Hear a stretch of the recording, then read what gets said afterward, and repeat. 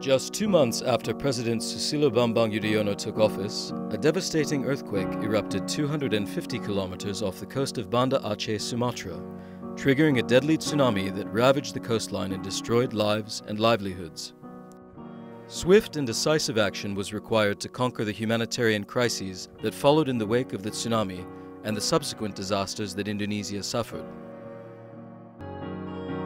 Indonesia is the most vulnerable country to natural disasters, and as a consequence, coping with disasters has become deeply implanted in our national mindset.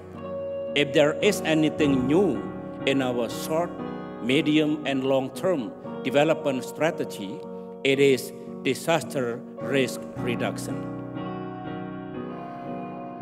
President Yudhoyono had the foresight to make disaster risk reduction a priority. We need to change our paradigm from reactive to proactive, from emergency response to risk reduction, and from government to civil society.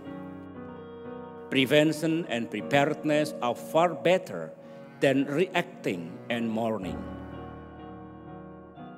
We have established a law in 2007 that made disaster risk reductions a compulsory factor in all development efforts. The recognition of Susilo Bambang Yudhoyono as the first global champion of disaster risk reduction by the United Nations International Strategy for Disaster Risk Reduction is testament to his leadership, his commitment to the Hyogo Framework for Action, and Indonesia's outstanding achievements. Disaster management is among the top priorities of my government, and since 2008, the allocated budget increased by some 1,000%.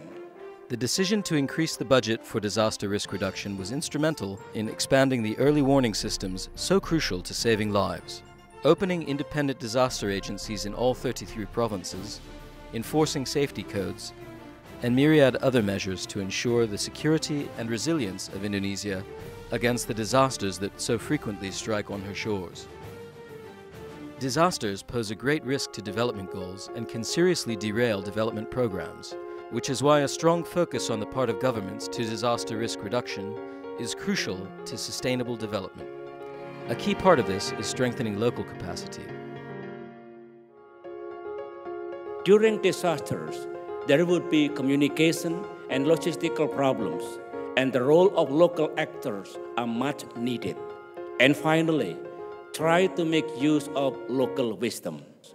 Regionally, Indonesia has spearheaded various initiatives for disaster preparedness, such as joint regional exercises and adopting early warning system. The resilience of communities depends on everyone understanding the risks that face it, with the knowledge to act effectively in the face of danger. School safety programs ensure that even the very young, both in Indonesia's teeming cities and the far reaches of the archipelago, are empowered to act should disaster strike.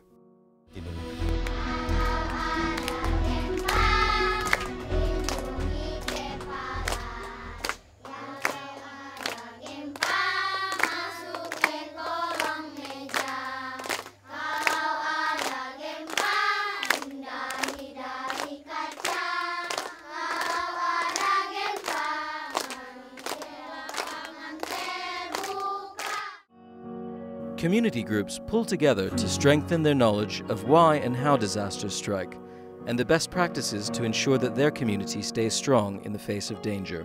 We need to make it comprehensive and covering all aspects of our national development. Government cannot do this alone.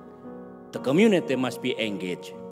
After all, disaster affecting one country ultimately affect all of humanity. Shifting from effective response to disaster risk reduction policies, Indonesia's commitment to the Hyogo Framework for Action has made it an example to its neighbors. Yudhoyono's leadership at the helm of Indonesia's outstanding achievements in disaster risk reduction serves as a strong example of what committed leaders can do to make this world safer and more resilient to the challenges that disasters pose, both immediately and in the future.